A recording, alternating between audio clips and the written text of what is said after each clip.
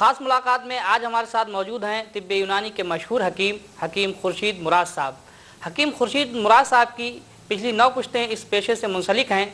हम उनसे मालूम करेंगे कि तिब्बे यूनानी की तारीख़ क्या रही है और उसमें मौजूदा क्या इम्कानात हैं। हकीम खुर्शीद साहब, ईटीवी के ख़ास प्रोग्राम ख़ास मुलाकात में आपका खैर मकदम है। सबसे पहले मैं जानना चाहता हूँ कि आपकी 9 पुश्तें इस पेशे से मुंसलिक रही हैं, क्या रिवायत है आपके ख़ानदान की और आप इस पेशे से कैसे जुड़े? असल में हम लोगों के ये 9 पुश्ते जो हैं, शुरुआत तो हम लोगों की आदमपुर बास्ता से रही। वहाँ से ख़ानदान अमरोहा आया। अमरोहा से फिर सन 1 में मेरे दादा हकीम मुख्तार अहमद साहब वो इधर तशरीफ़ लाए और फिर उसके बाद उनका मतलब चलता रहा। फिर कुतुब खाने पे मेरे वालिद साहब हकीम सिद्दीक़ अहमद साहब जो उस ज़माने के नामवर और बहुत ही मशहूर हकीमों में थे। बहरहाल सभी मशहूरों में रहे और उनका सबसे बड़ा ये कि अदब से बहुत ज़बरदस्त ताल्लुक़ था। अदबी लिहाज से उनके पास मतलब उनकी सोने की जगह कम थी, किताबों की जगह ज़्यादा थी और पूरा कमरा सिर्फ किताबों से भरा जाता था। और अभी समझिए उनके इंतकाल के बाद, क्योंकि उससे कोई मुस्तफ़ीज़ तो हो नहीं सकता था उन किताबों से, फ़लसफ़े की थी, इसकी थी, इस तिब की छोड़ के बाकी हम लोगों ने उसको मदारिस में दे दिया। एक आसाम के हैं मौलाना बदरुद्दीन साहब अजमल, जो MP भी हैं, उन्हीं के मदरसे को दे दिया ताकि लोग मुस्तफ़ीज़ हो सके। तो उस ज़माने से फिर चलते चलते फिर मैं आया। मैं भी एजुकेशन बाहर से लेके आया, फिर यहाँ रहा। वालिद साहब ने कहा नहीं भाई इस पेशे में ही आना है और ये अपनी जो ख़ानदानी नुस्खे हैं वो फिर अलग ना हो। तो उस सिलसिले में फिर मैं भी तिब में आ गया और मैंने यहाँ से फिर जो बेसिक एजुकेशन थी वो पूरी करके फिर दिल्ली से जामिया तिब्बिया से मैंने किया BIMS bachelor of integrated medicine and surgery. उसके बाद PGS का किया, पैथोलॉजिस्ट का किया, फिर हमदर्द में असिस्टेंट सर्जन रहा। उसके बाद सन 87 में वालिद साहब का इंतकाल हुआ। 85 से समझिए ऑनवर्ड में प्रैक्टिस में उन्होंने 3 साल अपना। आज के दौर में जबकि मेडिकल साइंस इतना तरक्की कर चुका है कि हर चीज़ का टेस्ट हो रहा है पैथोलॉजी में और वो मर्द की तशख़ीस हो जाती, आप बग़ैर किसी आला के, बग़ैर किसी जांच के किस तरह से मर्द की तशख़ीस कर लेते हैं? ये हुनर आपको कैसे मिला और क्या ख़ास बात है? असल में वही एक बहुत पुरानी कहावत है, practice make a man perfect. एक थी कि बहुत सी अलामतें तो खुद ब खुद आप अगर मरीज़ को गौर से देखें तो बहुत से बीमारियाँ तो वैसी ही आया हो जाती हैं।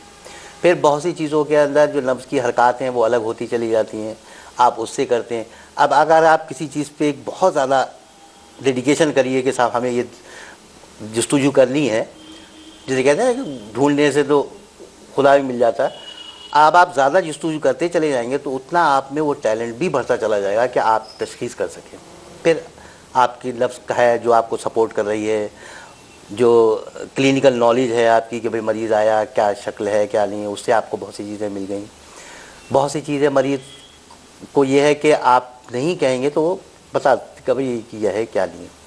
तशख़ीस आपको बहुत आराम से मिल सकती है। फिर हमारे साथ तो क्योंकि चलिए उसको अलग छोड़ दिए गई, नफ्स का एक सीगा भी हमारे साथ है जो हमें मदद करता है। पुराने दौर से आज तक पहले ये था कि भाई ये सब बता देते हैं, तो इतनी ज़्यादा महारत थी उनको कि वो 2 मिनट में तशख़ीस कर दिया करते थे। आज हम क्या करते हैं कि हम अपने उसी फ़न को हमने ख़त्म करना शुरू कर दिया। ये सोचे कि भाई तुम्हारे पास क्या है, शुरू करें भाई क्या है मरीज़ हाल बताओ। उन्होंने कहा साहब ये है ये हम सुनते रहे। जब हमने देखा यार इसमें थोड़ी सी चीज़ ये नहीं है, पेशाब क्यों गड़बड़ है, उस पर भी जहन नहीं रह जाओ, पैथोलॉजी के पास जाओ और ये टेस्ट करा के लाओ। अब पैथोलॉजी गलत रिपोर्ट दे दी आप गलत राह में चल पड़ते हैं, पैथोलॉजी सही रिपोर्ट दे दी आप सही राह में चल पड़ते हैं। मतलब पूरे आप डिपेंडेंट हो गए दूसरे पे। चलिए बहुत सी जगह ऐसी हैं जहाँ के बहुत सी आपको बिल्कुल पिन पॉइंट करना है तो आप तशख़ीस में कर लिए, लेकिन आम तौर पे ये रिवाज हो गया है कि ज़रा सी भी बीमारी है तो आप पूरा इन्वेस्टिगेशन करा लें। पता लगा 2 दिन में जब तक इन्वेस्टिगेशन हो के आया वो क्रॉनिक उसमें चला गया, एक इन्फेक्शन था वो बढ़ता चला गया। पता लगा इन्फेक्शन ने इतना ज़्यादा कर लिया कि अब आपको जो पहले आप छोटी दवाओं से करते हैं अब आप ब्रॉड स्पेक्ट्रम से आप दवाएँ कर रहे हैं उसकी, फिर उसका उतना ही मुज़िर असर, उसका साइड इफ़ेक्ट उसके ऊपर आना शुरू हो जाते हैं। तो इस तरह से मरीज़ के ऊपर एक तो ये कि डिले वो हो गई है। फिर हम अपनी जो हमें एक क़ुव्वत बढ़ानी चाहिए तशख़ीस करने की, सोचने की, भाई क्या है सोचो और क्या है नहीं, वो ख़त्म कर देते हैं। चाहे इसमें है जाओ, जो चीज़ अब पैथोलॉजी से नहीं पता लगी जाओ एक्सरे करा लो, एक्सरे में नहीं पता लगा चलो MRI करा लो, तो वो तशखीस के अंदर अपनी तरफ से दिमाग में कुछ नहीं लगाते कि भाई प्राइमरी ये है कि फर्स्ट एड जिसे कहते हैं भाई देना शुरू कर दो। तो आज आपके तरीक़ा इलाज और आयुर्वेदिक तरीक़ा इलाज और जो एलोपैथिक का तरीक़ा इलाज, इनमें बुनियादी फ़र्क क्या है, किस तरह से? असल में आयुर्वेद में और हम में तो थोड़ा सा तशखीस का तो एक ही है, एक तर्ज इलाज के अंदर हमारे में फ़र्क है। जो मेथड ऑफ ट्रीटमेंट है, लाइन ऑफ ट्रीटमेंट जिसे कहते हैं, उसमें थोड़ा सा फ़र्क है। और एलोपैथिक में और हम में बहुत ज़बरदस्त फ़र्क है। एलोपैथिक ये कहती है कि भाई हर चीज़ को सिम्टोमेटिक लेती है और हम फंक्शनली लेते हैं। बिलफर्ज के एलोपैथिक में आप गए कि दाना निकल आया, उन्होंने कहा ठीक है दाना है, इसका ऑइंटमेंट लो, ये दबा दो यहाँ पर। अब तुम्हारे पेशाब में जलन हो रही है, चलो कोई नहीं है, एल्कलाइज़र लो, ये यूरिन पास कर देगा। पैल्पिटेशन है, चलो ये ले लो दवा ले लो। नींद नहीं आ रही, ट्रंकुलाइज़र ले लो, सो जाओ। हम लोग कहते हैं कि ये किस वजह से ये अलामतें आ रही हैं, ये जो सिम्टम आदमी के अंदर आ रहे हैं ये किस वजह से आ रहे हैं, हम उस वजह का इलाज करते हैं तो सिम्टम ऑटोमेटिकली अपने आप ही नॉर्मल आ जाते हैं। अब किसी के अंदर बिलफर्ज समझ लिए कि एसिडिटी हो रही है, पेट में दर्द हो रहा है, तो आप कोई एनाल्जेसिक देते रहेंगे, कब तक देते रहेंगे, एंटासिड कब तक देते रहेंगे? एक वक्त आएगा 6-6 घंटे बाद इफेक्ट ख़त्म हो जाएंगे। जब तक कि आप उसको रूट आउट नहीं करेंगे कि भाई ये अल्सर है, ये इन्फ्लेमेशन है, ये गैस्ट्राइटिस है, या ये कुछ भी है, तो जब तक आप उसको रूट आउट करेंगे तब वो फंक्शनली नॉर्मल होगा। सिम्टोमेटिक ट्रीटमेंट देने में तो बहुत दिनों लगे, इसीलिए जल्दी कहते हैं ना भाई चलो जल्दी है, एलोपैथिक का इलाज कर लें। जब वो निमट गया आप कहते हैं यार अब तो इलाज हो ही नहीं रहा है, चलो कहीं ऐसे चलते हैं जहाँ पर जिसका मुस्तकिल इलाज हो जाए। तो एक जहन बन गया है आदमी का कि भाई चलो हमें वक्ती इलाज चाहिए, वक्ती आराम चाहिए, तो एलोपैथिक पकड़ लो। उसके बाद अपना कोई भी जो प्रॉपर ट्रीटमेंट है वो हम किसी से कर लेंगे, बिलफर्ज होम्योपैथी से कर लेंगे, यूनानी से कर लेंगे। आज भी स्किन वगैरह में आप बरसा बरस करते रहिए, कोई फ़र्क नहीं, जब तक कि हम लोगों का पुरानी जो एक ज़माने से चला आ रहा है। अच्छा, अब चूँकि ज़माना एंटीबायोटिक का आ गया है, हर मर्ज़ के लिए एक एंटीबायोटिक दवाएं आ रही हैं और आपका तरीक़ा इलाज वही पुरानी अद्वियात से चल रहा है, तो आप कैसे सस्टेन कर पाएंगे, कैसे मुकाबला कर पाएंगे इन एंटीबायोटिक्स दवाओं का यूनानी के ज़रिए? मेरे हिसाब से तो अब वो ज़माना आ रहा है कि ये एंटीबायोटिक ही कुछ देर बाद मातूब हो जाएगी, ख़त्म हो जाएगी। आज अमेरिका वगैरह में बैन हो गई है कि आप कोई भी एंटीबायोटिक नहीं देंगे, क्योंकि आप एक मर्ज़ को देते हैं 5 मर्ज़ आपके मतलब आप में रेजिस्टेंस ही ख़त्म होता चला जा रहा है। आज नज़ले के अंदर ले लिए कि पहले वो क्या करते थे लोग, नज़ला हुआ उन्होंने कहा तुलसी का जुशाना P low, गुलबंदरक P low, P लिया, मतलब साल भर के लिए रेजिस्टेंट हो गए। आज एंटीबायोटिक लेते हैं, हर 10वें दिन नज़ला तैयार रहता है। आज हर जगह बैन होता चला जा रहा है कि कहीं भी एंटीबायोटिक नहीं दी जाएगी। अमेरिका में तो बगैर प्रिस्क्रिप्शन के कोई दे ही नहीं सकता।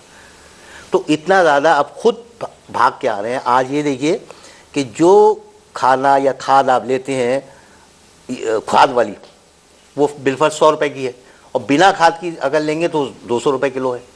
तो इतना लोग अवेयर हो गए हैं कि इतने एंटीबायोटिक से और केमिकल से भाग रहे हैं कि साबुन भी लेना चाह रहे हैं तो वो कहते हैं कि भाई हमें तो केमिकल वाला ना दो, जो बायोलॉजिकल है वो दो, हमें हर्बल ही हर चीज़, मतलब हर्बल सोप चाहिए, हर्बल क्रीम चाहिए, क्योंकि इतने साइड इफ़ेक्ट हो गए हैं।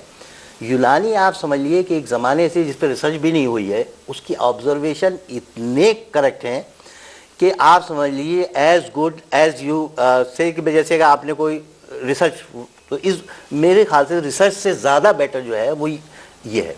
क्योंकि तो क्या ये तिब्बी यूनानी को क्या जिस तरह से एलोपैथिक को एक मेडिकल साइंस का एक तरह से डेवलप किया गया है, दुनिया उससे मुस्तफ़ीद हो रही, क्या तिब्बी यूनानी को उस तरह पर डेवलप नहीं किया जा सकता? चीज़ में एक वक्त चाहिए हर एक की तरक्की के लिए। वो तरक्की का दौर हमारा आते आते मुग़ल पीरियड में आया, उस वक्त तक एलोपैथिक थी नहीं मुग़ल पीरियड में। एक लंदन से आए थे जो उनके पेचिश की दवा करने के लिए अकबर आज़म की, और उसके बाद वो वहीं रुक गए वहीं से। तो आप ये समझिए कि उस ज़माने में इतना डेवलप था। हमारा जो तारीख दौर है जिसे हम लोग डार्क पीरियड कहते हैं यूनानी का, वो मुग़ल ही पीरियड है। मुग़ल पीरियड में सारी दवाओं की रिसर्च रोक के सिर्फ एक पर्टिकुलर अमराज के ऊपर उन्होंने कहा भाई आप वो करिए, सिर्फ सेक्स के ऊपर ही आप दवाएं बनाइए, ये करिए। तो वो यूनानी का इतना मतलब डार्क दौर है कि उस वक्त सारी तरक्कियाँ ख़त्म हो गई, एक पर्टिकुलर उसके ऊपर रिसर्च होती गई एक तरह से। नहीं तो आवाम में तो यही समझा जाता है कि मुगलिया दौर में जो है तिब्बी यूनानी यहाँ पर फ़रोग़ पाई, और आप कह रहे हैं कि वो तारीख दौर है हमारा, ये कैसे मुमकिन? ये नहीं, यही मुमकिन है। आप ये देखिए कि उस ज़माने के बाद से कोई रिसर्च फर्दर यूनानी में नहीं आई, क्योंकि वो इतनी ज़बरदस्त इन लोगों ने कर रखी थी। जितना मुग़ल पीरियड आया, मुग़ल पीरियड के बाद कोई भी लिटरेचर जो हमारे पास मिलता है उस दौर का, वो सिर्फ सेक्स के अलावा किसी में नहीं, मतलब सेक्स के अंदर ये हाल कर दिया था कि पंखा, दवाएं ऐसी बनाई गई जो पंखे में लगा दी गई, पंखा चलाया गया, ऐसे जो हाथ का पंखा हुआ करता था, उससे आदमी सेक्स अपील होने लगा। मोमबत्तियाँ बनाई गई ऐसी जो उन दवाओं की मोमबत्तियाँ थी कि वो जलने के बाद उससे वो असरात पैदा करते थे कि आदमी, तो इतना ज़्यादा रिसर्च उन्होंने वैल्यू वो किया कि पान खा रहे हैं तो उसमें पान खाते ही खाते पता लगा आप सेक्स अपील हो गए। तो सारी चीज़ें ख़त्म करके सेक्स के ऊपर उन्होंने इतने दौर का काम सिर्फ सेक्स के ऊपर हुआ है, बाकी और अमराज पे हुआ ही नहीं। तो पूरा मुगलिया है कि जो बिल्कुल मुगलिया दौर हम और जो है वो, बस मैं तो कहता हूँ मुगलिया दौर सिर्फ अय्याशी के अलावा, और यूनानी के लिए तो अय्याशी का दौर ही था। जो रिसर्चें थी वो सारी ख़त्म कर दी उन्होंने उस दौर में। हम लोग तो उसको अपना तारीख दौर मानते हैं कि यूनानी को जितना नुकसान उस दौर से हुआ है इतना किसी से नहीं हुआ, मतलब कोई और रिसर्च करने ही नहीं दी उन्होंने। अच्छा हकीम साहब, हमारी ये बातचीत जारी रहेगी, लेकिन फ़िलहाल वक्त है एक वक्फे का।